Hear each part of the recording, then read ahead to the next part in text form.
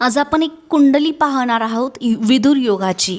तर या कुंडलीमध्ये याच्या म्हणजे याच्या बायकोला आयुष्य कमी असेल, घटस्फोट होईल किंवा दीर्घ आजार होईल लग्नानंतर.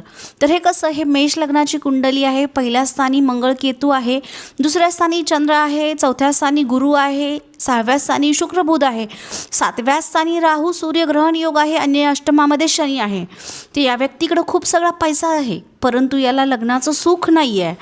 कारण सप्तमामध्ये राहू सूर्य ग्रहण योग करतोय, पहिला मंगळ केतू दृष्टी टाकतोय, सप्तमे शुक्रनीचा आहे आणि शनी अष्टमामध्ये बसून बायकोसोबतचं रिलेशन तोडतोय, बायकोला दीर्घ आजार देतोय किंवा आयुष्य कमी देतोय. सेम नवमांश कुंडली पाहिली, नवमांश कुंडलीमध्ये काही चेंज होईल का? तर बिलकुल नाही. नवमांश कुंडलीमध्ये पहिला केतू आणि सप्तमात राहू बुध सूर्य शुक्र हे अजूनच रिलेशन खराब करत आहे. म्हणजे रिलेशन पुढं टिकण्याचा चान्स बिलकुल नाही आहे. मग अर्कविवाह केला, सगळ्या ग्रहांची शांती केली तरी पण प्रॉब्लेम राहील. आणि पहिल्या म्हणजे लग्नकुंडलीमध्ये जे गुरुचंद्राचं बळ होतं ते बळसुद्धा कमी होतं आहे, कारण तो नवमांशमध्ये अष्टमामध्ये जातो आहे. जो काही पैसा, घरदार, प्रॉपर्टी, आईसोबतचं रिलेशन, फॅमिली रिलेशन जे काही आधी होतं ते लग्नानंतर राहणार नाही आहे, खूप खराब आयुष्य होऊन जाणार आहे.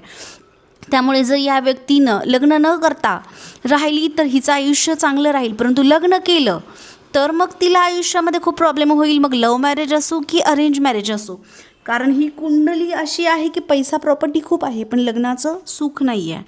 आणि मित्रांनो, असंच असतं आहे प्रत्येकाच्या आयुष्यामध्ये, कुठली गोष्ट असते तर कुठली नसते. या कुंडलीमध्ये लग्नाचं सुख नाही आहे, लग्नाविषयी पास्ट कर्म आला आहे, जो मागच्या जन्मीचं कर्म असतं ते आलं आहे. आणि यांना मी स्पष्ट सांगितलं आहे की तुम्ही लग्न नका करू म्हणून, जी मैत्रीण आहे त्यांची, कारण त्यांचं आत्ता रिलेशन जरी चांगलं असेल तर लग्नानंतर ते बदलून जाईल. तर मित्रांनो, तुम्हाला पण तुमची कुंडली विश्लेषण करायचं असेल तर आमच्या दिलेल्या नंबरवरती संपर्क करा. थँक्यू.